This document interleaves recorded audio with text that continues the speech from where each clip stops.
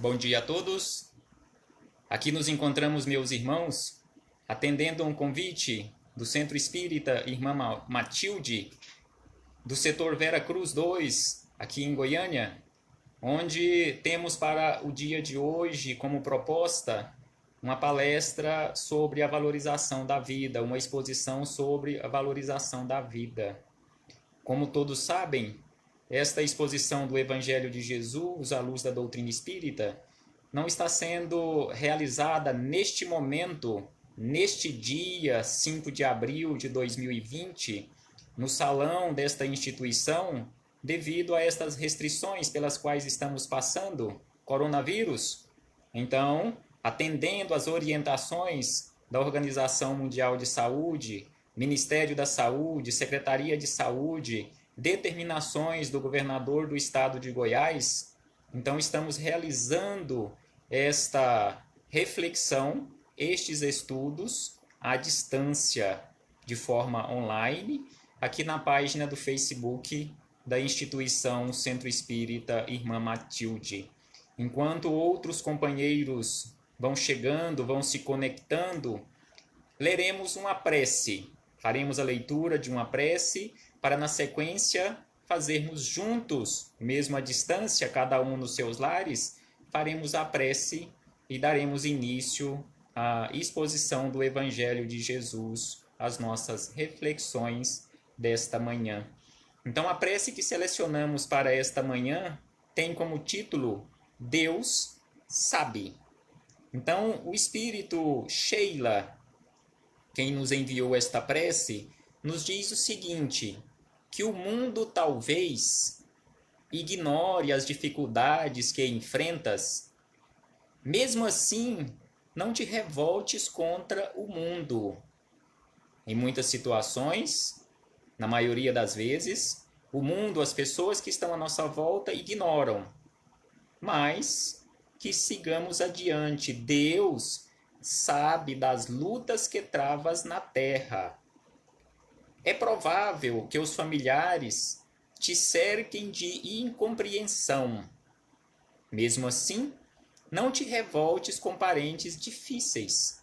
Estamos ali no agrupamento familiar exatamente para o nosso aprendizado. Deus sabe das provas que enfrentas no lar. É possível que a enfermidade te visite o corpo. Mesmo assim, não te revoltes contra a doença. Deus sabe das dores que carregas no veículo físico. E ainda diz o seguinte, diante das lutas, incompreensões e dores que a vida na terra possa te apresentar, não te revoltes, nem desanime. Então, esta mensagem aqui nesta manhã serve perfeitamente para este momento pelo qual nós estamos passando. Não nos desesperemos, não desanimemos, porque Deus sabe e Deus está nos protegendo, revigorando as nossas forças para que sigamos adiante, confiantes em Deus e agindo no bem, porque Deus sabe o que passa contigo e a ação no bem será sempre a garantia da conquista da paz imperecível. Então aqui nos fala, encerrando a mensagem, que a nossa ação no bem é a garantia da conquista da paz. Que possamos verdadeiramente conquistar através da construção desta paz interior. Então vamos fazer a nossa prece, dando um bom dia a todos mais uma vez. Muitos companheiros já estão conectados. Perguntar para o Paulo Roberto, nosso companheiro, se o som, se a imagem está tudo bem, se todos estão me ouvindo perfeitamente.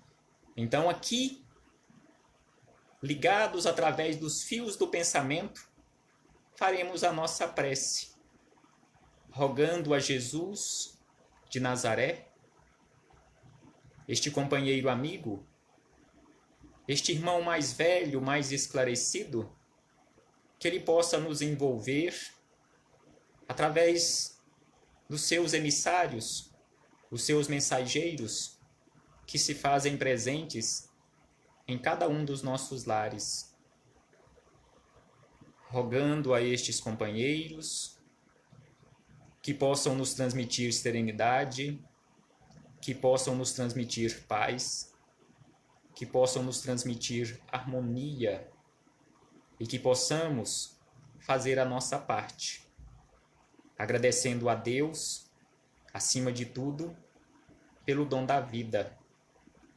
Que possamos, ó Deus, que possamos, ó Senhor Jesus, que possamos, ó querida Mãezinha Santíssima, ao sairmos desta tempestade, ao chegarmos, simbolicamente falando, em terras firmes, que possamos nos encontrar mais fortalecidos, mais esclarecidos. Graças damos a Ti, Senhor Jesus, hoje, agora e sempre, e que assim seja, Senhor. Mais uma vez, sejam todos bem-vindos. E aqui começamos as nossas reflexões acerca do Evangelho de Jesus. E como dissemos no início, faremos as nossas reflexões hoje acerca da vida. Muito obrigado, Paulo, pelo retorno. Muito obrigado pela presença de todos. Então aqui nos fala sobre esta valorização da vida, principalmente porque a vida é um dom de Deus, é uma dádiva de Deus. Deus nos concedeu a vida para ser vivida de uma forma simples, de uma forma sábia, de uma forma tranquila. Conforme nós encontramos anotações de Moisés, lá no início da Bíblia, do Antigo Testamento, na Gênese, onde nos fala sobre o sopro da vida, que simbolicamente Deus teria nos feito da terra, da lama ali da terra, e teria nos dado o sopro da vida. Sabemos que isto é uma simbologia profunda, porque nós precisamos ainda de coisas materiais para nos sustentar, para que possamos entender, porque não sabemos ainda verdadeiramente como tudo começou. Sabemos sim que somos filhos de Deus. Sabemos sim que recebemos esse sopro divino naquele momento em que saímos daquela condição de princípio inteligente e adquirimos uma inteligência. Ganhamos uma inteligência, uma individualidade, e que carregaremos esta individualidade, esta identidade pela eternidade que temos pela frente. Conforme encontramos lá na questão número 76 do Livro dos Espíritos, momento em que ganhamos esta identidade. Então, valorizemos a vida. E conforme encontramos no Evangelho segundo o Espiritismo, no capítulo 5º, que nos fala sobre as bem-aventuranças, 3 bem-aventuranças, e como temos para o dia de hoje sobre a valorização da vida, nossa reflexão será mais voltada para aquela condição de desespero que muitos companheiros, milhares de companheiros, usam como porta falsa para deixarem a vida. Suicídio. Não estamos aqui para falar de morte. Não estamos aqui para falar especificamente de suicídio, mas as consequências que advirão a partir de uma escolha tão equivocada como esta. A Federação Espírita Brasileira tem à nossa disposição, elaborou e colocou à nossa disposição vários livretos, vários livros pequenos que nos falam sobre a vida, que nos falam sobre uma série de situações sobre esta valorização da vida, que falaremos de uma forma rápida sobre todos eles, mas com aquele enfoque principal sobre a prevenção do suicídio, valorizando a vida, tomando como base o Evangelho de Jesus, lá no Sermão do Monte, quando nos falou sobre as bem-aventuranças, nos falando que, independentemente das dificuldades pelas quais passarmos ou estivermos passando, um dia venceremos esta batalha e todos nós seremos felizes, porque a felicidade é um patrimônio divino e como todos nós somos filhos de Deus, nós temos direito, por herança natural, a este patrimônio chamado felicidade. Então aqui nos diz, lá no Evangelho segundo o Espiritismo, no capítulo 5, no item 1 do Novo Testamento, anotação de Mateus, capítulo 5, versículo 4. Bem-aventurados os aflitos, porque todos eles serão consolados. Na sequência, nós encontramos uma outra bem-aventurança. Bem-aventurados aqueles que têm fome e sede de justiça, porque eles serão saciados. Bem-aventurados os perseguidos por causa da justiça, porque deles é o reino dos céus. Então, essas três bem-aventuranças é que dão início, é com estas três bem-aventuranças que os espíritos amigos, através daquele abnegado companheiro que nós conhecemos com o pseudônimo de Allan Kardec, deram início ao capítulo 5 de O Evangelho segundo o Espiritismo, que trata sobre as nossas aflições. E aí trouxemos, já que estamos falando, refletindo acerca das consequências graves que nos trazem, ou que poderão nos trazer esta escolha chamada suicídio, esta porta falsa para sairmos da vida, trouxemos aqui palavras de Jesus onde nos fala sobre a família. Porque, inclusive, estudos científicos nos mostram que a prevenção maior, o medicamento mais eficaz para o suicídio ou contra o suicídio, chama-se família. Família estruturada, família organizada, família em harmonia. Então aqui Jesus nos falou sobre família, quando ele foi comunicado que a sua família, que a sua mãe, que os seus irmãos estavam lhe procurando. E aí ele questiona: quem é a minha mãe e quem são meus irmãos? E estendendo a mão para os discípulos, disse: aqui estão minha mãe e meus irmãos. Pois quem faz a vontade de meu Pai, que está nos céus, este é meu irmão, minha irmã e minha mãe. Então aqui Jesus, nesta anotação de Mateus, no capítulo 12, nos fala sobre a dimensão da família. Porque Jesus, quando disse essas palavras, ele não estava renegando a sua mãe. Ele não estava, de forma alguma, renegando aqueles que se encontravam com ele no agrupamento familiar, na condição de primos, na condição de parentes mais próximos ou mais distantes, mas sim nos mostrando e nos ensinando os verdadeiros laços de família, que são os laços espirituais, nos dizendo que todos nós somos irmãos, que este momento pelo qual nós estamos passando transitoriamente no agrupamento familiar consanguíneo é um momento transitório nesta caminhada evolutiva, mas que os verdadeiros laços de família são os laços espirituais. Exatamente por isso que precisamos cuidar desses laços, apertar cada vez mais esses laços. Então, aqui nos fala, como dissemos anteriormente, em relação aos esclarecimentos da Federação, falaremos aqui sobre esta valorização da vida, mostrando, e é lógico, todos depois podem buscar, até mesmo quem ainda não tem, buscar no site da Federação Espírita Brasileira, esses livretos, e um deles nos fala sobre o aborto. Tem como título Em Defesa da Vida, Aborto Não. E tem como base no seu prefácio a questão 880 de O Livro dos Espíritos, quando Kardec questionou os espíritos amigos qual o primeiro de todos os direitos naturais do homem.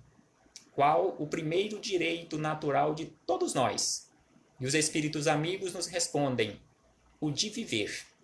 Então, o nosso primeiro e maior direito, exatamente por isto que é um dom de Deus, é o direito à vida.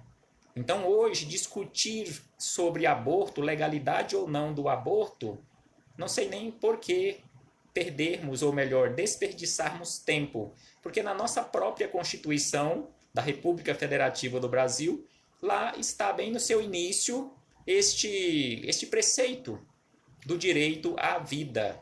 E a vida, como nós sabemos, ela inicia, fisicamente falando, no momento da concepção.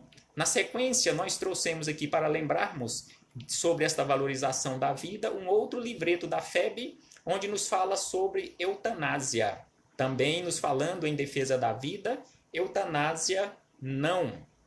E aí nos diz o seguinte, uma anotação que está lá no Evangelho segundo o Espiritismo, um questionamento. Quem vos daria o direito de prejudicar os desígnios de Deus? Quem nos daria esse direito? Com que direito abreviar a vida de alguém que nós julgamos que esteja sofrendo e como nós o amamos muito, vamos colocar esse amar muito entre aspas, nós decidimos abreviar a sua vida para que ele não sofra mais.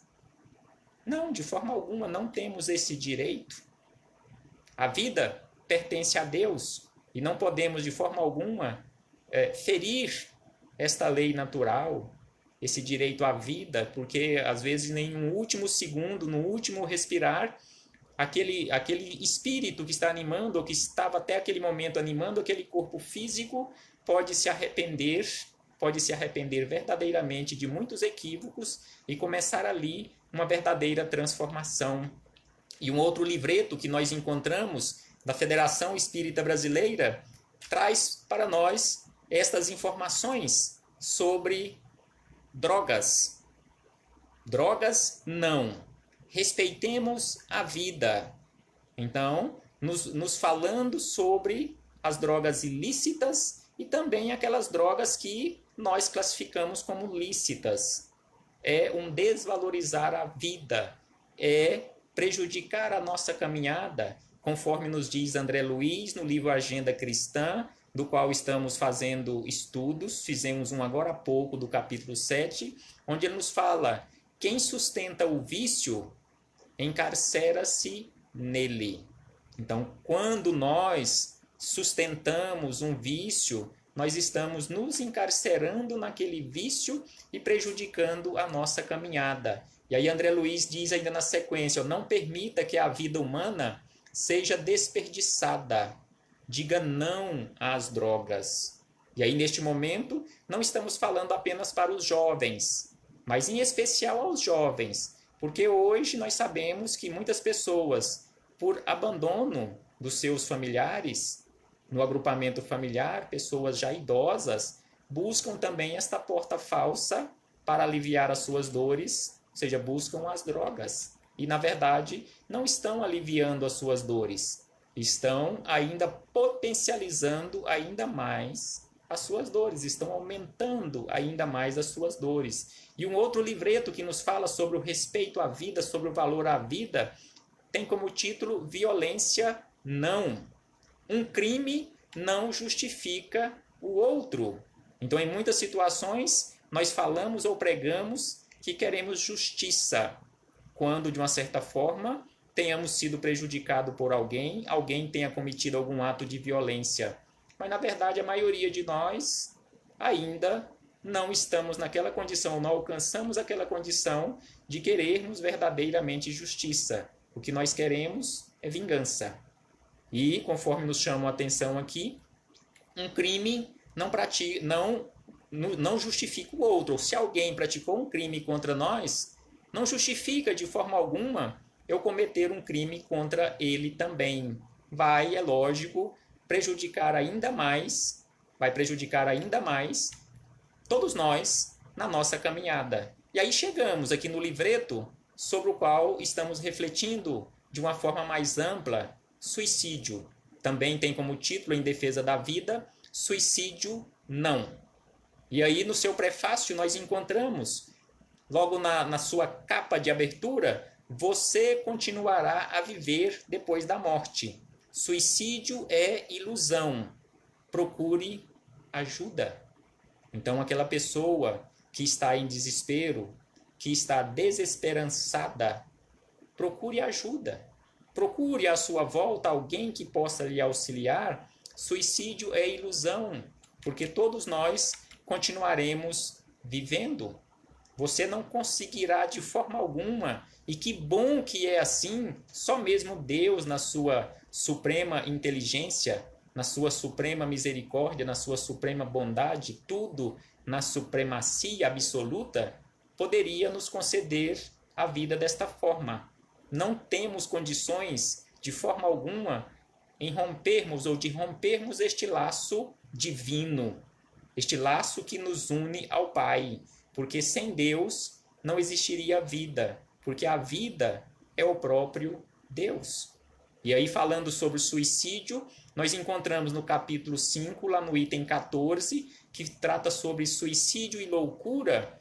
Os espíritos amigos nos dizem exatamente assim: a calma e a resignação, auridas na maneira de encarar a vida terrestre e na fé no futuro. Então aqui nos fala, começa o item 14, nos falando exatamente sobre calma. É o que nós estamos precisando neste momento. Neste momento pelo qual nós estamos passando, muita calma. E aqui abrimos um parêntese para falarmos, para chamarmos atenção a todos os companheiros espíritas ou não. Tenhamos cuidado com tudo aquilo que estamos recebendo através das redes sociais, através das televisões, os nossos meios de comunicação, em especial nas redes sociais. Mensagens que em muitas situações se caracterizam ou estão transvestidas de mensagens espirituais. É lógico, todas as mensagens são espirituais no sentido mais amplo, porque se eu escrever de próprio punho uma mensagem, também é um espírito que está escrevendo, porque todos nós somos espíritos, vivenciando uma experiência humana, mas tenhamos cuidado com estas mensagens que se intitulam desta forma, sejam recebidas no meio espírita ou não, mas que nos traz, ao invés de orientação, nos traz até pavor, onde estabelecem datas limites para a nossa melhoria, para a nossa transformação, para que possamos verdadeiramente iniciar um processo de transformação, porque senão a coisa vai piorar ainda muito mais. Então os espíritos amigos nos chamam a atenção, em especial quando estudamos o livro dos médiuns, que trata mais especificamente sobre a análise das mensagens recebidas. Passemos estas mensagens, todas elas, pelo crivo da razão. Passou pelo crivo da razão, esta mensagem ela está completamente de acordo com a lei maior, aquela lei que Jesus nos lembra, a lei de amor. E dentro dessa lei nós encontramos na mesma lei a lei de justiça e a lei de caridade. Reflitamos se aquela mensagem está de acordo com a misericórdia de Deus. Será que Deus agiria de uma forma truculenta, não nos dando mais oportunidades para a nossa transformação? Recebi recentemente 2 mensagens mais ou menos nesse sentido. Se observarmos, tem muitas informações importantes. Nos falam sobre amor, nos falam sobre fraternidade, nos falam sobre a necessidade de termos calma neste momento, nos fala sobre a necessidade de observarmos tudo à nossa volta para o nosso aprendizado. Mas só que estabelecem datas, nos ameaça. E aí, é lógico, não passa por esse crivo, ou seja, não tem como aceitarmos que Deus estaria dando, simbolicamente falando, a última oportunidade ou a cartada final para que pudéssemos realizar um processo de transformação que não conseguimos ao longo de milênios, que tivéssemos que realizar em 180 dias, diz uma mensagem, em 90 dias, diz uma outra mensagem. Aqui fechamos o parêntese apenas com este alerta. Tenhamos cuidado. Não entremos em desespero. E aí voltamos ao Evangelho de Jesus, à luz da doutrina espírita, onde nos fala sobre esta calma, resignação, que dá ao espírito a serenidade, que é o melhor preservativo contra a loucura e o suicídio. Então, se mantivermos a calma, a serenidade, tendo aquela fé no futuro, e principalmente que, tendo aquela certeza de que estes problemas passarão, nós, é lógico, preservaremos a nossa vida, preservaremos a nossa sanidade mental. A maioria dos casos de loucura são devidos a comoções produzidas pelas vicissitudes que o homem não tem força de suportar. Exatamente por isso que falamos sobre estas mensagens, todos nós estamos preparados para enfrentarmos estas orientações ameaçadoras? Com certeza não. Muitos companheiros poderão entrar em desespero, entrar em pânico, perder a calma e às vezes até cometer um suicídio, já que eu vou morrer, então vou abreviar isto, não vou ficar sofrendo mais. Não, de forma alguma.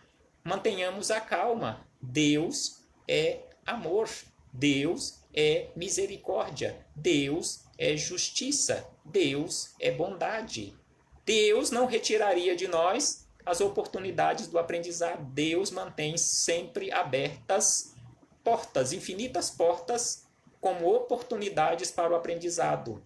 Conforme nós encontramos em o Evangelho segundo o Espiritismo, não me lembro qual o capítulo e nem a mensagem, mas nos fala que Deus não quer de forma alguma e jamais adotará aquele procedimento de eliminar a raça humana da face da Terra ou do universo. E aí nos diz na sequência, pela maneira que o Espiritismo lhe faz encarar as coisas deste mundo, o coloca acima dos acontecimentos, preserva a sua razão. Então o Espiritismo nos traz estas orientações, principalmente para que mantenhamos a calma, analisemos todas as informações, analisemos tudo o que está acontecendo conosco, analisemos a vida, encaremos a vida valorizando-a, dando a ela o devido valor, como ela deve ser encarada e como ela deve ser vivida e o valor que tem que ser dado à vida. E na sequência ainda neste capítulo 5 do Evangelho segundo o Espiritismo, agora no item 15, destacamos o seguinte, que ele só se desespera se não vê termo para seus sofrimentos. Ou seja, a pessoa só se desespera quando ele não vê termo para o seu sofrimento. Se olharmos para frente e observarmos que por mais que dure aquele sofrimento, mas um dia ele vai terminar, então seguiremos adiante. É assim que devemos nos comportar, seguindo adiante, não ficarmos de braços cruzados. Daquela forma, já que Deus quis assim, se eu estou sofrendo é porque é vontade de Deus, então que assim seja. Não, não podemos também nos entregar desta forma, mas seguirmos lutando, conforme Chico Xavier nos orienta, com aquele questionamento. O que esta dor, ou que este sofrimento quer ensinar-me? Ou o que eu preciso aprender que eu ainda não aprendi e que este sofrimento, este momento de dificuldade veio para ensinar-me? Então, estes momentos de dificuldades pelos quais nós estamos passando, qual é o verdadeiro sentido? Qual é o ensinamento ou quais são os ensinamentos? Nós ainda não sabemos da sua amplitude, mas com certeza muitos e muitos ensinamentos estes problemas vieram nos ensinar. E aí na sequência diz, o que é, pois, a vida humana em relação à eternidade, senão bem menos que um dia? Então uma vida humana, 70, 80, 100 anos, o que é esta vida humana, mesmo que seja de muito sofrimento, o que é esta vida humana comparando-se com a eternidade que temos pela frente? É bem pouco, conforme ele nos fala aqui, é como se fosse apenas um dia. Mas para aquele que não crê na eternidade, que crê que tudo nele se acaba com a vida, se está oprimido pelo desgosto e pelo infortúnio, não vê seu termo senão na morte. Então a pessoa que não tem esta visão de futuro, não acredita ainda de que a vida continua, ele vai querer encerrar o seu sofrimento neste momento, porque acha ou pensa ou imagina que encerrando a vida no corpo físico, já que está muito dolorido, esse caminhar aqui na Terra, usando esta ferramenta corpo físico, ele resolve encerrar a vida para encerrar o problema. Mas como nós veremos na sequência, não é assim que funciona. E não teria como funcionar desta forma, porque assim não teria justiça de Deus. não teria misericórdia, não teria amor. E aí nós destacamos do Evangelho de Jesus, quando ele nos fala sobre o caminho, a verdade e a vida, anotações de João, o evangelista: eu sou o caminho e a verdade e a vida. Ninguém vem ao Pai senão por mim. Então aqui Jesus nos chama a atenção que ele é o caminho que leva para a verdade, que leva para a vida, a verdadeira vida do ser imortal. Ninguém vai ao Pai senão praticando os seus ensinamentos de amor. Não vos inquieteis por vossa vida, com o que comereis. Não é a vida mais que o alimento e o corpo mais que a veste? Então aqui Jesus nos chama a atenção, agora a anotação de Mateus, sobre nós não entrarmos em desespero, não nos inquietarmos com os nossos problemas, porque a vida é muito valorosa, é o nosso maior patrimônio. Nosso maior patrimônio, ou seja, aquele patrimônio que nós temos à nossa disposição, patrimônio divino, que nós devemos administrar com infinito amor. Guardai-vos de toda avareza, porque a vida de alguém não está na abundância dos seus bens. Agora a anotação de Lucas, no capítulo 12, versículo 15, onde nos fala que o valor da vida, que o valor de uma pessoa não está naquele acúmulo de bens materiais, mas de bens espirituais. E aí Paulo, numa carta aos Romanos, também nos fala sobre o valor da vida, nos lembrando que o dom gratuito de Deus é a vida eterna, em Cristo Jesus, nosso Senhor. Então, o dom gratuito de Deus é a vida eterna. Então, valorizemos a vida.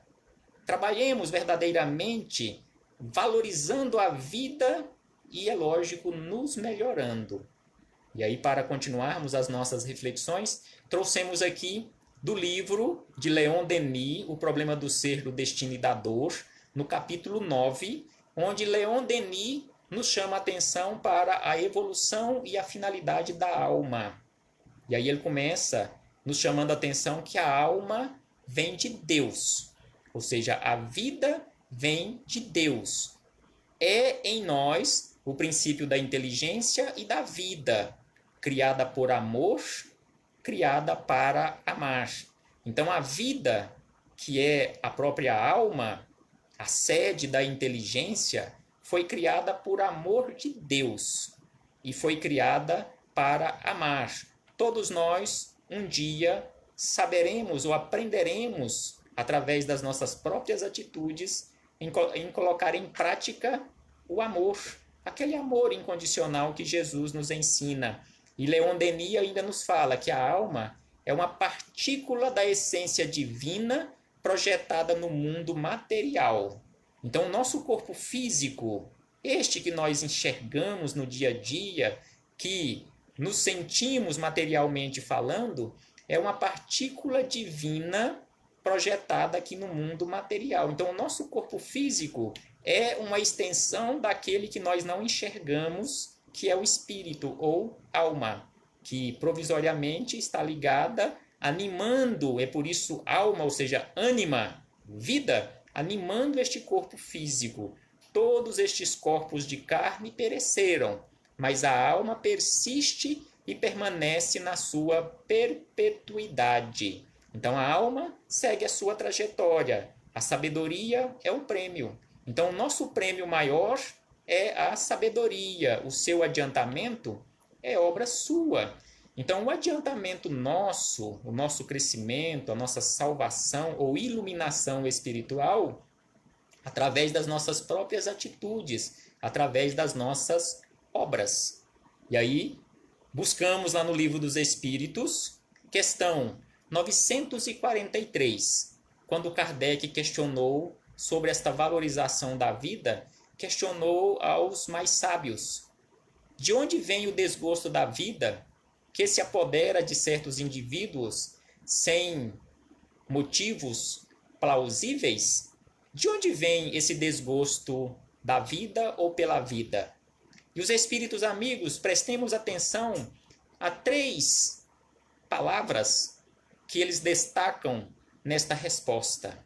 Então, eles nos dizem que o desgosto pela vida vem via de regra, devido à ociosidade, à falta ou pouca fé e também da saciedade. Ah, mas espera aí, uma pessoa saciada também pode suicidar-se?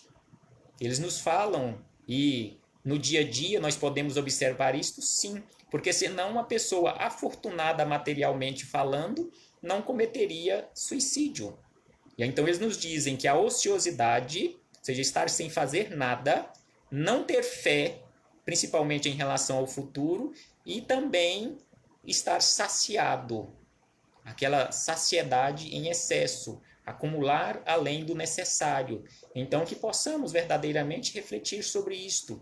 Para aquele que exercita suas faculdades com objetivo útil, o trabalho não tem nada de árido e a vida se escoa mais rapidamente. Age com paciência e resignação, tendo em vista uma felicidade mais sólida e mais durável que o espera. Então, aquele que tem fé no futuro, ele vai ter paciência, resignação, porque ele sabe que um dia ele será feliz. A felicidade o espera, independentemente das dificuldades pelas quais ele está passando, ou esteja passando, ou que venha passar. Mas não se desespera. E aí, na questão 944, Kardec questionou: o homem tem o direito de dispor da própria vida? O homem, ou seja, o ser humano, tem esse direito de dispor da sua própria vida? E a resposta é bem direta: não. Só Deus tem esse direito. Só Deus tem esse direito porque a vida não é nossa. Então, aquelas frases que às vezes pronunciamos ou que ouvimos pronunciarem: a vida é minha, eu faço dela o que bem quiser, o que bem entender. Não, não é bem assim. A vida não é sua. A vida é de Deus, uma concessão que Ele lhe deu para que você viva sabiamente. Mas é lógico, você pode sim fazer o que quiser, mas você tem que ter consciência que você arcará com as consequências das suas escolhas. 950, a questão 950, que pensar daquele que tira a própria vida na esperança de alcançar mais cedo uma vida melhor? O que pensar daqueles que acham que, encerrando a vida, vai encerrar o seu sofrimento aqui, consequentemente alcançar mais rápido uma vida melhor? E aí os espíritos amigos nos respondem: outra loucura, que ele faça o bem e estará mais seguro de alcançá-la.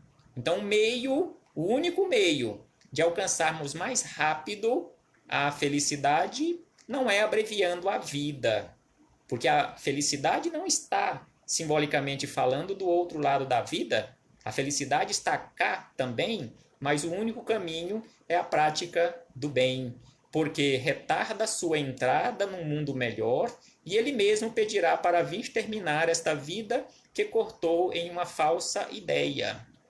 E aí, já estamos quase encerrando, porque o nosso tempo também já está se esgotando. Buscamos lá no capítulo 28º do Evangelho segundo o Espiritismo informações que nos falam também sobre o suicídio, que nos dizem o seguinte, os espíritos amigos: o homem não tem jamais o direito de dispor da própria vida.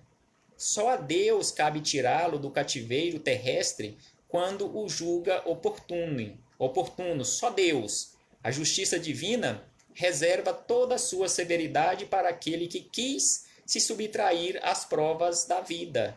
Mas interpretemos esta severidade não como castigo, mas como aquela chamada lei de causa e efeito, ou lei de responsabilidade, ou seja, somos responsabilizados ou seremos responsabilizados por todas as nossas atitudes. O suicida é como prisioneiro que se evade da prisão antes de expirar a sua pena.